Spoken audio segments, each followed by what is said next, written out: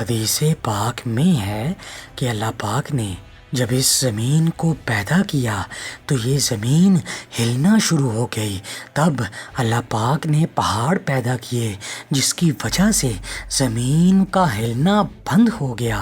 جب فرشتوں نے پہاڑوں کی مضبوطی اور طاقت کو دیکھا کہ پہاڑوں کی وجہ سے زمین کا ہلنا بند ہو گیا ہے، وہ حیران ہوئے اور بارگاہ پروردگار میں عرض کرنے لگے کہ یا اللہ، ان پہاڑوں سے بھی زیادہ کوئی طاقتور چیز ہے؟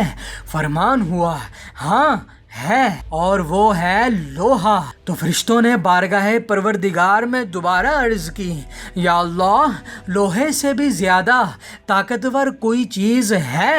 فرمان ہوا ہاں ہے، اور وہ ہے آگ، جو لوہے کو بھی پگھلا کر رکھ دیتی ہے۔ اس کے بعد فرشتوں نے پھر عرض کی، کیا آگ سے بھی زیادہ طاقتور کوئی چیز ہے؟ فرمان ہوا ہاں ہے، اور وہ ہے پانی، جو آگ کو بھی بجھا دیتا ہے۔ اور پھر فرشتوں نے وہی عرض کی، کیا پانی سے بھی طاقتور کوئی چیز ہے؟ اللہ پاک نے فرمایا ہاں ہے، اور وہ ہے ہوا۔ اس کے بعد فرشتوں نے پھر عرض کی، کیا ہوا سے بھی زیادہ طاقتور کوئی چیز ہے؟